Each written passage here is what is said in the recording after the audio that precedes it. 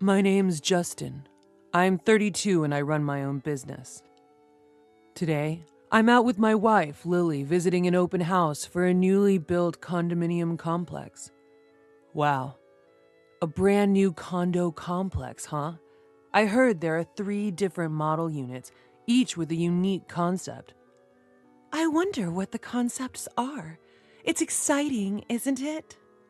Definitely. The person I spoke with when we booked our visit was so pleasant it made me look forward to it even more. We were buzzing with anticipation as we headed to the property. The area, recently revitalized, was becoming increasingly popular, and quite a crowd had gathered for the open house. Excuse me, we had an appointment for the open house? We approached a sales representative standing by the condo. When we spoke from behind, he turned around with a pleased look on his face. But then, "You two are here for the tour?" The salesman frowned in an instant and stared at us, the couple, rudely. We weren't dressed inappropriately or anything. He sighed heavily and jerked his head toward the entrance. "Please, go this way." "Thank you." We were a bit taken aback by his strange behavior, but with the presentation time closing in, we made our way to the venue. Oh, this room is so cute. I liked the classy one we saw earlier, but I love bright colors, so maybe this one is more my style. By the time we were exploring the model units, Lily and I had forgotten all about the sales rep and were completely absorbed in evaluating the rooms. The windows are large, which gives a sense of openness, and the view isn't half bad, right? It might be a big plus. As for the layout, well, this type would provide plenty of storage, even if we have a lot of stuff. Doesn't that sound good? After we'd looked around all the rooms, we settled down at one of the provided tables and started looking through the brochures, discussing our impressions. At that moment, the same sales rep from before brought some refreshments and started serving them to each table. "Thank you for coming by today. How was everything? If you have any questions, don't hesitate to ask me. My name is Brown." In stark contrast to his attitude at the entrance, he was smiling and making polite conversation at each table. However, he breezed past our table with a pause and without leaving any refreshments for us. Huh? Lily and I just stared, dumbfounded. Eventually, after he had finished serving everyone else, he glanced our way and seemed to smirk before moving on. Hey, that guy. Lily whispered to me, furrowing her brows. "You mean the one who was so rude to us at the entrance?" Yeah, that's him. We never did receive our drinks or the extra information we'd asked for. The excitement we'd felt had completely vanished, replaced by a sour mood. I thought the ad looked promising. Lily looked disappointed. As we were getting ready to leave, we heard Brown's voice. Apparently, he thought he was alone. "Man, that clueless couple today was a real pain. They're so out of touch with their own status, it's just sad." "No kidding." Brown shook his head. "I saw from a distance they parked their car in the coin-operated lot. They rolled up in a tiny compact car. Never thought they were here for the tour. They looked so plain and broke. They should know their place." Lily and I looked at each other. It seemed like Brown was talking about us. Indeed, we had arrived at the venue in our compact car. Compared to those decked out in designer wear we spotted at the viewing, our attire may have seemed modest. Why should I waste my valuable time on folks like that? I ignored them. They were dumbfounded. Ha ha. Mr. Brown, isn't that not quite right? From now on, let me handle the refreshments and materials." The one to argue with the abrasively laughing Mr. Brown was apparently his junior colleague. Shut up, Johnson. Don't be presumptuous as a newbie. I am the one who will be managing the contracts. You wouldn't dare undermine me for the incentive, would you? No. No, I didn't mean to. In response to the harshly spoken Mr. Brown, the junior named Johnson closed his mouth, looking distressed. From the following exchanges, it became apparent that the one taking care of all the preparations was Johnson, while Mr. Brown was cherry-picking the good parts of customer service. It kind of ruined my mood. On the way home, Lily let out a sigh. Since we remember these things, let's pass on this apartment today. It's a shame because the show suite was so nice. But it just doesn't feel right. I agree. If we proceed with this, we will likely have to face Mr. Brown again, and given what happened today, I can see where this is going. We decided to look into other properties after discussing it. 2 weeks later... Justin, what do you think about this property? Lily said, pointing at the PC screen. It's a bit over budget, but I'd like to go and see it. Only a few units left, huh? You're weak for these marketing phrases, Lily. You always end up buying things that say limited edition, even suites. As I teased her, she laughed and said, Don't compare it to suites. And we quickly clicked on the button to book a viewing. However, the day of the viewing brought back the nightmare. It happened when we arrived at the venue and tried to get the documents. You gotta be kidding. Give me a break. A slight tongue click and a familiar voice rang out. When we turned towards the sound, there was Mr. Brown, who had bad-mouthed us at the show suite viewing the other day. We didn't expect to see him again so soon. And upon closer inspection, the person we had asked for the documents was none other than Johnson, the junior colleague. I involuntarily pulled my hand back from taking the documents, but Johnson, who seemed to not remember us, looked puzzled. Then, Mr. Brown interjected. Excuse me, what is your profession? His rude question irked me, but I decided to see how he'd react first. I'm self-employed. Huh? Upon hearing my answer, Mr. Brown didn't even bother to hide his mocking expression. This place is out of your league. It's a waste to even show the last unit on the top floor to people like you, got it? Mr. Brown, with the feeling that we should go home quickly, started to turn us away. At his behavior, I was the one to say, "What?" this time. Then Mr. Brown showed a smirking smile. Don't get it? It means no, poor folks. Understand? Sir, please stop it. I'm very sorry. Here are the documents. Johnson, stop messing around and don't increase our workload.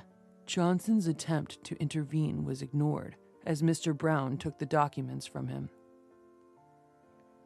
Are you saying we should choose our customers? I'm not convinced. Lily couldn't help but confront Mr. Brown, but he didn't seem to care at all. Yep, this is a luxury apartment building where high society resides. We decline entrance to the poor. He clearly was implying that they should leave. I couldn't keep quiet and spoke up. I highly doubt you have been given the responsibility to screen the potential buyers. Could you please call your superior? But Mr. Brown just shrugged it off. I can't do anything about what you're saying. Like I told you, this property is designed for the affluent upper class. It's not something people like you can afford.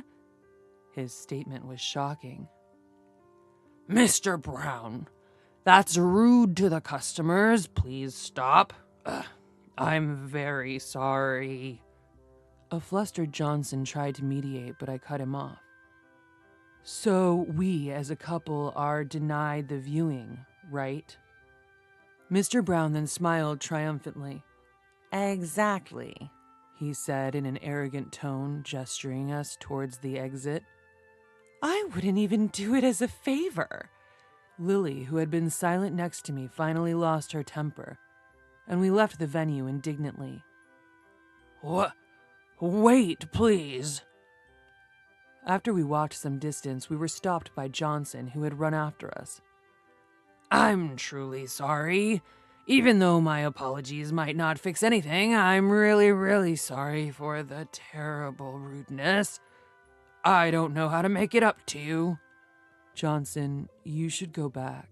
I'm sorry. I must have upset you more by chasing after you. I shook my head as Johnson apologized with sweat dripping down his face. I can see you're a sincere person. Thanks for your concern, but we'll be heading home now. You should go back too, or Mr. Brown will be mad. Don't worry about us anymore. But... Looking back at the way we had come, Johnson bowed deeply to us again. Listen, Johnson, we're not really mad. It's okay. We're angry at Mr. Brown, and after such a bad experience, we probably wouldn't feel like buying the place even if we saw it. So, we're going home, but we haven't given up on finding a property. Lily smiled and said, I don't want to see Mr. Brown again, and I definitely don't want to buy a place from someone like him, but if we get another chance, I'd like you to be in charge. Can you do that? Yes, of course. I'll make sure to show you our best property. We were smiling as we watched Johnson bow politely. Then, we received Johnson's business card again and promised to call him when we're ready to see the other properties. While we were handing over our contact details to him, the disgruntled footsteps of Mr. Brown echoed. Johnson, where did you put the contract documents? Jeez, you're never around me when I need you. What are you doing? Don't embarrass me. As he yelled, Mr. Brown noticed us and with an exasperated look nudged Johnson. Stop doing useless things. Don't waste your time with these poor folks. There's no gain, not even a cent, or should I say a penny. Now hurry up and get those documents. Got it? With that said, Mr. Brown grabbed Mr. Johnson by the scruff of his neck, struggling, and started to backtrack the way he came. Hey, quit the rough stuff. Upon raising my voice with conviction, Brown let out a snort of laughter. Are you still there, poor man? Ah, is that you? You don't like being told that you don't have time to be poor, so you're pretending to be free? Go home early and work hard. He waved his hand as if shooing us away and started to drag Johnson away. Hey, Justin, I'm about to reach my boiling point. Me too. While watching Lily clench her fist, I wholeheartedly agreed. About an hour later, during the drive home in my favorite compact car, when a call came in on my smartphone, I asked Lily to answer it. From the phone, now on speaker, came a pleading voice. Sorry, can you come back right away? The voice had changed, almost like a different person, but it seemed to be that of Brown. What can we help you with? When Lily asked, a hurried reply came. There's something I want to tell you. We don't want to go back to you. What do you want to say? You can tell us over the phone. You sound so haughty. No, nothing. Can you please calm down? As Lily coldly brushed him off, there was a hint of anger in Brown's voice again, but for some reason, it quickly returned to a flattering tone. However, Lily showed no mercy. Well, remember how you said we wouldn't gain even a penny by dealing with you? This call is a waste, so goodbye. But wait. Ignoring Brown's attempt to stop her, Lily hung up the call, and when the phone rang again, she turned it off, deciding it was too much of a hassle. By the way, how much is a penny worth right now? At Lily's serious question, I couldn't help but laugh. I think it's about 0.03 cents in Colombian pesos. 0.03 cents, huh? Do you know a place with a lower rate? If it's Indonesian rupiah, I think it was about 0.009 cents. Then Lily started imitating Brown. Not even a penny to gain by dealing with the likes of us, or rather, not even a rupiah. Hey, do I sound like him? Who's smarter? Both are kinda so-so. You're mean, Justin. And so we chatted away, enjoying a quick lunch before returning home. Then we spotted a figure in front of a certain garage. Hey, Justin, sorry for the trouble of coming back with your car. Robert, that's fine, but you brought them both here? We had no idea this was going to happen, and we're having a meal. Sorry, did we keep you waiting for too long? No, not at all. I'm the one who should be apologizing here. Hey, don't just stand there like a lump. What? The one being threatened and shaking with fear was Brown, who had called us poor. Next to him, Johnson looked bewildered. Feeling sorry for him, I decided to reassure Johnson by revealing the truth. Johnson, relax, it's okay. Robert, the vice president of his company, and I are college buddies. Eh? Not only Johnson, but also Brown opened their eyes wide in surprise. Actually, Justin and I were attending the open house at the request of Robert. Oh, but we were really looking for a property. Who could have thought that things would turn out like this? I confessed. Johnson looked flustered while Brown looked at us in disbelief, as if to ask what we meant. We had asked Justin to dress casually for the viewing. We even arranged for him to use the small car we had prepared. Otherwise, well, look over there.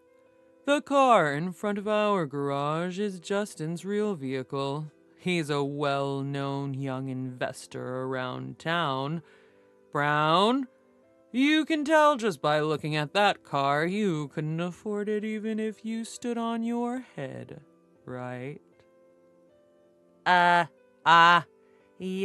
Yes, I apologize. Brown appeared to be trembling, likely severely chastised by the time we returned. A few months ago, we started receiving complaints at the corporate office. People said they felt looked down upon by salespeople when they went for casual viewings.